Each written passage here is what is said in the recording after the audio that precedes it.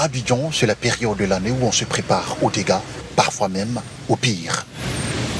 La saison pluvieuse pointe du nez. Elle n'est pas seule, elle est souvent greffée au bourrasque de vent et à la furie des eaux de pluie.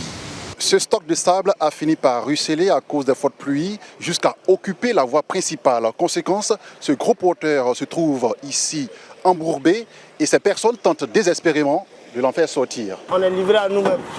Il faut se mettre au travail. Comme connaît, ils sont nombreux les usagers de la route à rencontrer de telles difficultés, parfois dans les conditions les plus extrêmes.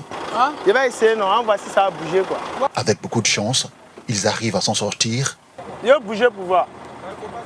Dans le cas contraire, c'est une journée perdue, comme ce taxi intercommunal laissé en plan par le chauffeur. Faut avancer.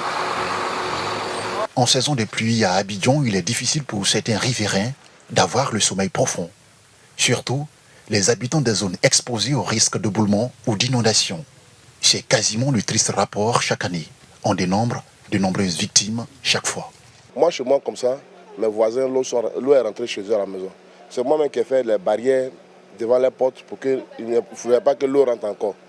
Quand il pleut, il n'y a pas de passage. Une opération de libération des zones à risque dans le district d'Abidjan démarre le 5 juin prochain. 55 sites ont été identifiés par les techniciens du ministère de l'Assainissement, de l'Office national de la protection civile ONPC, du groupement des sapeurs-pompiers militaires GSPM comme zone à risque dans le district d'Abidjan, notamment dans les communes d'Adjamé, d'Atekoubé, d'Anyama, d'Abobo, de Cocody, de Port-Boué, de Yopougon et de Bégerville.